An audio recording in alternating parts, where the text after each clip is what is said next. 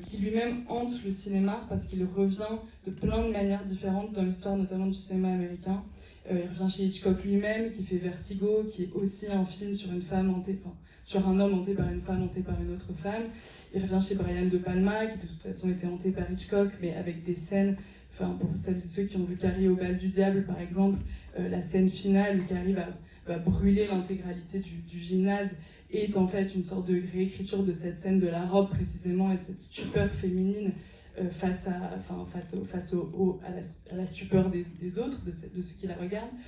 Donc c'est un film qui hante lui-même le cinéma et mon cours est devenu comme une sorte de longue exploration d'un motif que j'ai appelé, mais pas d'une manière révolutionnaire, que j'ai appelé le double fantôme, mais je pense qu'on entend très bien ce que ça veut dire, et qui définit un récit d'apprentissage féminin d'une femme qui va apprendre, d'une personne qui va passer de jeune fille à femme en s'opposant à une autre femme qui est tout ce qu'il ne faut pas être comme femme. Donc ça peut être la folle, la femme charmeuse, la femme adultère, en tout cas la mauvaise épouse et la mauvaise mère pour certitude.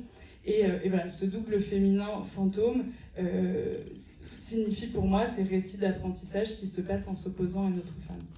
Et pour boucler la boucle, donc j'avais pas du tout fait le lien entre ce motif du double fantôme et la figure d'Elisabeth dans ma famille, qui est donc mon arrière-grand-mère, qui était, dont on disait qu'elle était folle, parfois on disait qu'elle était schizophrène, on savait qu'elle avait eu une lobotomie, et c'était comme ça, exactement comme Rebecca, en fait, cette figure dont personne ne parle, mais qui est absolument partout dans les histoires de famille.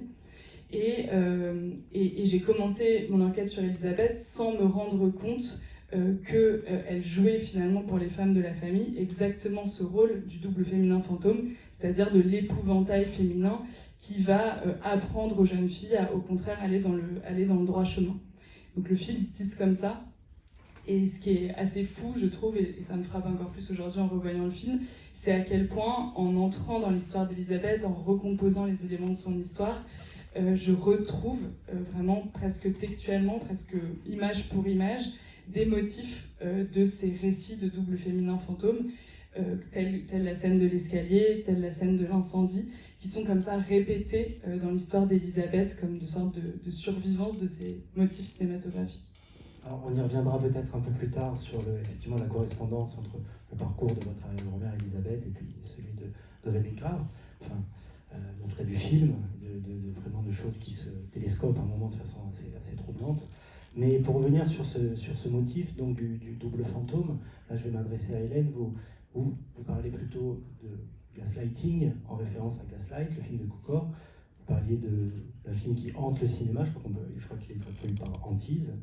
Donc il y a là aussi une idée du fantôme et du double fantôme féminin.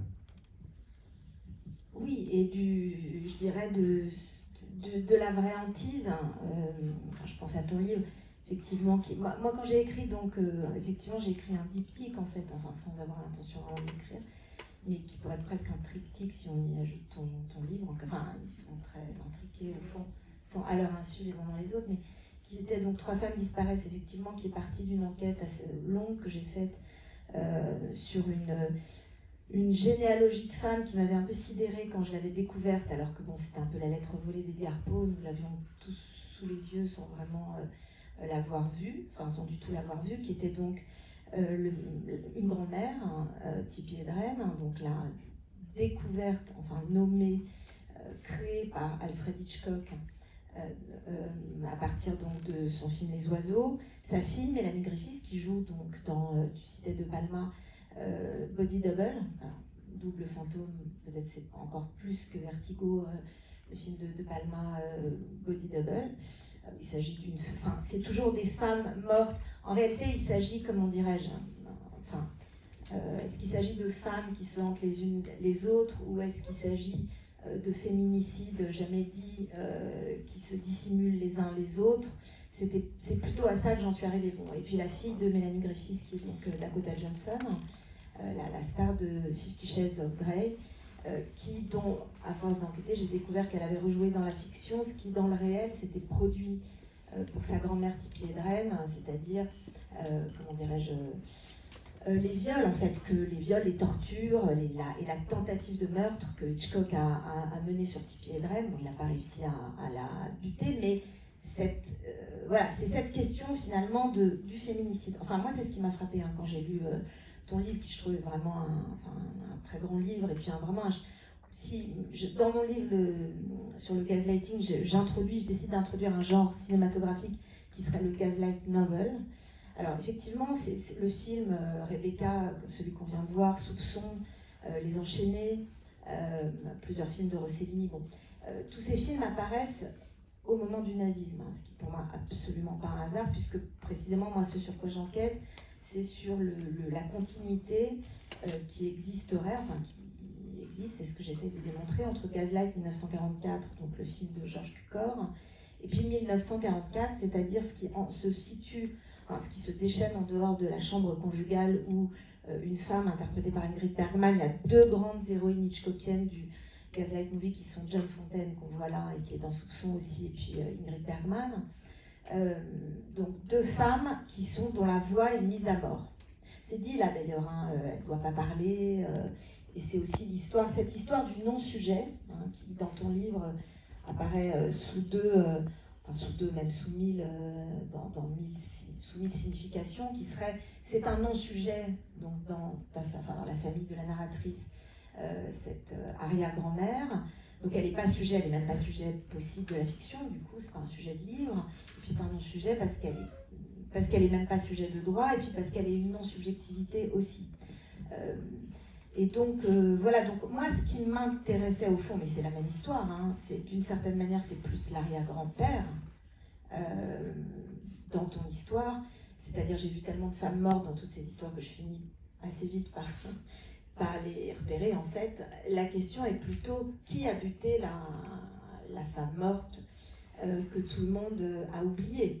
Et moi ce film Rebecca, je l'ai vu je ne sais même pas combien de fois, à chaque fois j'oublie en fait, il y a un espèce d'amnésie traumatique dessus, j'oublie qu'il s'agit littéralement d'un féminicide, c'est-à-dire il a buté sa femme, il devrait être en prison, il a la complicité de sa nouvelle femme, à qui en guise de compliment il lui dit que t'as vraiment pris un coup de vieux, c'est meurtrier et mufle. Donc, et ça, c'est quelque chose qui, le film est tellement, comment dirais-je, reptilien, enfin comme le chignon de Kim Novak dans Vertigo, c'est quelque chose qu'on oublie mais qui est massif. C'est-à-dire, pour résumer, cette question, effectivement, qui est une question très, j'ai le souvenir d'avoir eu des conversations là-dessus avec Jacques Rivette autour de Pirandello. Pirandello était obsédé par les femmes mortes qui hantaient les femmes vivantes. Il avait une femme soi-disant folle de jalousie, etc. Et ça a été la matière de beaucoup de ses pièces de théâtre et de ses romans et de son existence. Bref, qui est le regard masculin qui orchestre ces fausses rivalités? Parce que ces rivalités n'existent pas, tu le montres finalement très bien. Elles nous hantent, elles nous tuent, nous femmes. Elles nous rendent folles alors que nous ne le sommes pas, ou que nous sommes folles de colère, ce qui n'est pas la même chose, ou de chagrin, ce qui n'est pas la même chose non plus qu'être folle. Et elle nous muselle, etc. Mais dans cette guerre imaginaire qui est le meurtrier réel. Voilà. Et d'ailleurs, c'est la matière même de ton Page Turner, c'est une dimension de Page Turner là-dessus aussi, c'est-à-dire là, vraiment la question de... Pour le coup, c'est un whodunit. Même si au fond, je pense que whodunit, c'est l'expression inventée par Hitchcock, qui l'a fait, qui est l'auteur, qui est le meurtrier, même si au fond, la réponse, c'est toujours le mari en fait, dans ces histoires-là, je vous dis, pardon de détruire le suspense, c'est pas un whodunit, en vrai. Et c'est ça qui est sublime dans ton livre, c'est que c'est un whodunit qui n'en est pas un, en fait, c'est là depuis le début. Et j'ai découvert le livre d'Hélène. Pardon, excuse-moi, je dis juste un truc, c'est pas le mari, pardon, sinon ce serait un whodunit, il y aurait un coupable. C'est le mariage, en réalité, qui tue, c'est pas le mari. J'ai découvert du coup Gaslighting après avoir fini d'écrire mon livre. Et en fait, c'est vrai que donc, dans ce livre, tu cites un certain nombre de films que tu appelles de gaslight. Comme moi, j'ai pu identifier ces films de double fantôme. Et effectivement, c'est comme si était resté aveugle quelque part dans mon point de vue.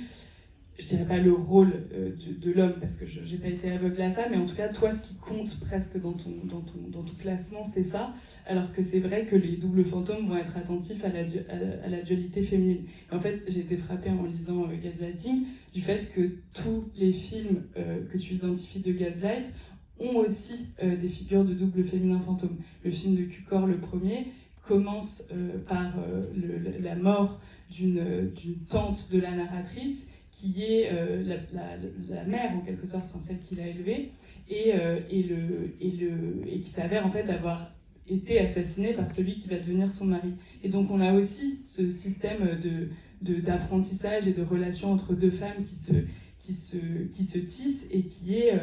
et voilà, c'est comme si Cukor mettait plutôt l'accent sur le rôle masculin, alors que Hitchcock dans Rebecca va plutôt mettre l'accent sur la fascination, répulsion qui se crée entre les deux personnages féminins. En même temps, c'est Barbe Bleue. Enfin, quand on le revoit un certain nombre de fois. Moi, je pensais en fait, il y a quelques... Quand mon livre est sorti, il y a eu un féminicide qui a sidéré l'Italie, pays qui est catholique, donc difficilement sidérable, puisque c'est le pays des miracles, qui était l'assassinat, il y a 1 an et demi, de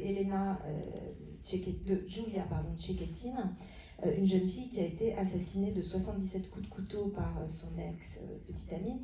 Et avant de l'assassiner, il lui a scotché la bouche, puisque revient toujours cette phrase quasiment dans tous les féminicides, et c'est ce que tu racontes, et notamment il y a ce passage, ce chapitre, qui pour moi m'a le plus sidéré dans ton livre, qui est celui de la cousine de ton âge, plus ou moins, du coup j'imagine psychologue, qui enjoint au silence, qui fait le contraire de ce qui est censé être son métier.